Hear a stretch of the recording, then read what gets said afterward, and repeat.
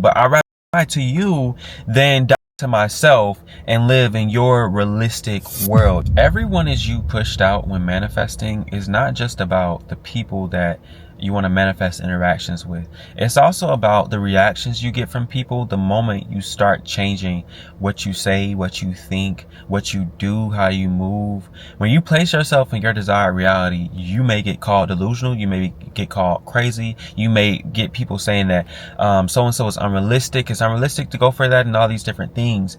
But I'd rather die to that person. I'd rather die to these people, my old self being projected through you. But I'd rather die to you than die to myself and live in your realistic world. You feel me? I'd rather die to you than accept those assumptions, those ideas, those thoughts. I'd rather be unrelatable when you talk about negative things happening in your life, because I can't relate to them. If something bad is happening to me, my eyes are deceiving me, because I create my world from within. So I'm not accepting that reality is true for me. I'd rather be called crazy. I'd rather be called delusional, because one thing about it, to make that full 180, to change your life as quickly and effortlessly as possible, to be that new version of you, you gonna have to be the most ruthless, delusional, unaccepting of anything you don't desire ever. Okay, whatever it is that's in your life that you don't desire, you are letting all of that shit go. Like at the drop of a dime.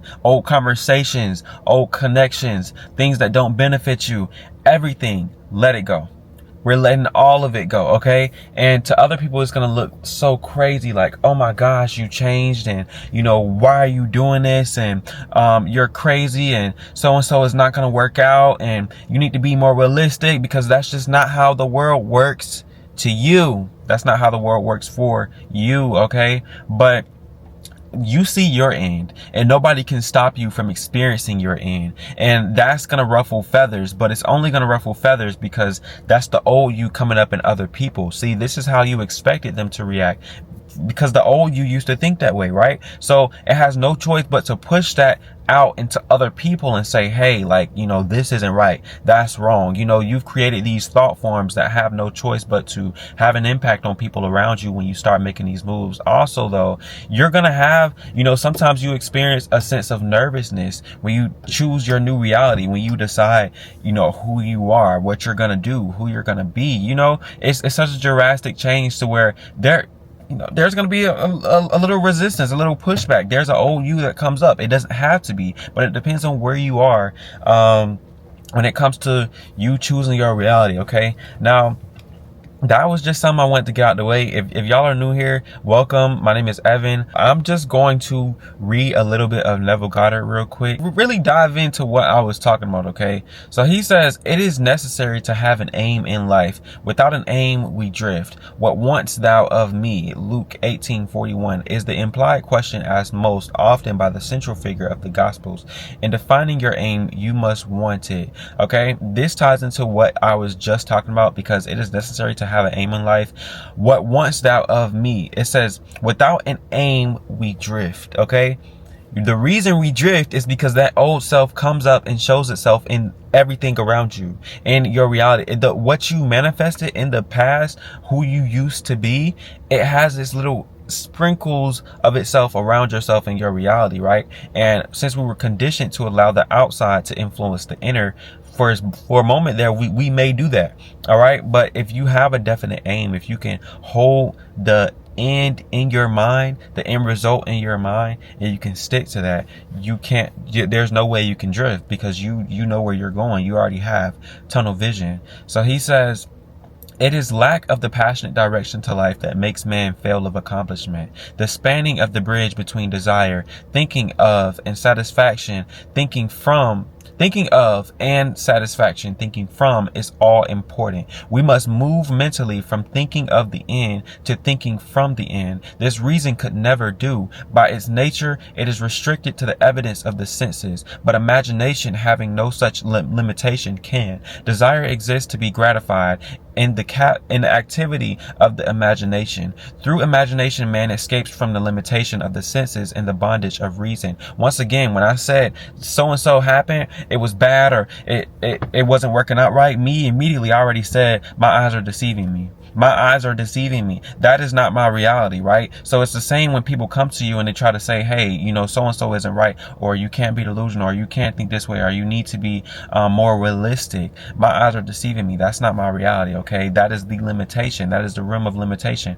I do not interact with the realm of limitation like it is the cause. It is not the cause. The mental plane is the cause, and I've already chosen my reality, so there's nothing for me to worry about. I know exactly where I'm going, okay? Because my aim is defined.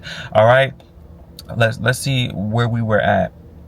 But imagination having no such limitation can. Desire exists to be gratified in the activity of the imagination. Through imagination, man escapes from a limitation of the senses and bondage of reason. There is no stopping the man who can think from the end. Nothing can stop him. He creates the means and grows his way out of limitation into the ever greater and greater mansions of the Lord. In my Father's house are many mansions. If it were not so, I would have told you. Okay, in my Father's house are many mansions. That is those are the states of beings that you could live in within. Okay, whatever state of being you are living in is the one that is creating your reality. It is from those states that you manifest experiences, you take inspired action, you get ideas from, you get thoughts from. All right, so if you're dwelling within that mansion that says nothing works out for me, then nothing will work out for you. You'll go to the job interview and you will bomb it every single time. You will go to the gym, you will start working out, and eventually, I'm tired, I can't do this, and you already fallen off the bandwagon. There's no way you can reach your goal, okay? You'll try that new diet, it's not going to work out. You feel me? Because nothing works out for you, so it has no choice but to. That is the mansion, that is the house, that is the structure that your life is built on. That's where you live, so you have no choice but to experience that, okay? It does not matter what he has been or what he is. All that matters is, what does he want? He knows that the world is a manifestation of the mental activity which goes on within himself. So he strives to determine and control the ends from which he thinks. In his imagination, he dwells in the end, confident that he shall dwell there in the flesh also. He puts his whole trust in the feeling of the wish fulfilled and lives by committing himself to that state. For the art of fortune is to tempt him so to do. Like the man of the pool of the Bethesda, he is ready for the moving of the waters of imagination, knowing that every desire is a ripe grain within him, having the faith of a mustard seed, knowing that every single desire within him, if he has that faith, if he holds on to that assumption that it will come about, it has no choice but to sprout into a tree.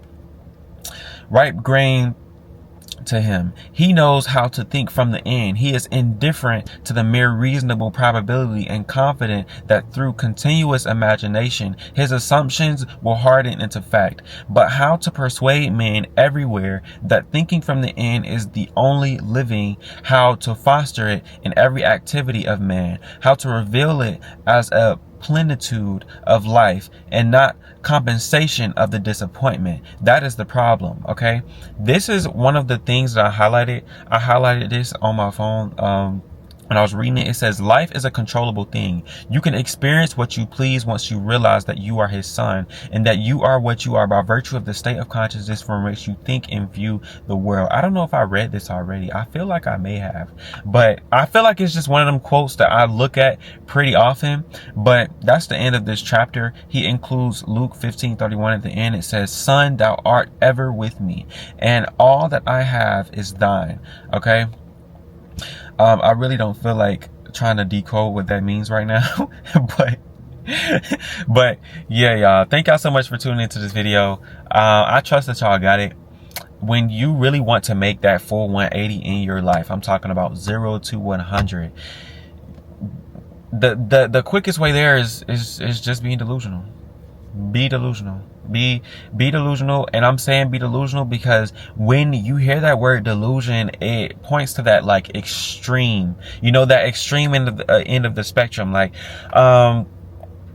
I'm just the exact opposite of what everybody else says. I'm the exact opposite of what people are saying reality is supposed to be. I'm the exact opposite of the pain and suffering that everybody else is experiencing. The doubt, the worry, the increase in prices, the bad job market, the bad dating pool. Like, everything just has to be bad. You know, that's the side of the spectrum a lot of people choose to dwell in, the mansion that most people choose to live in, but I'm choosing different. And that's what I mean by delusion. Just choosing you, okay? Choose to choose you. In reality, will have no choice but to choose you back, okay? Thank y'all so much for tuning into this video. I trust and I know that y'all got this. I know that y'all understood it. I know that it clicked for y'all, and y'all are going off and manifesting whatever y'all want, because this is your reality. You have no choice but to.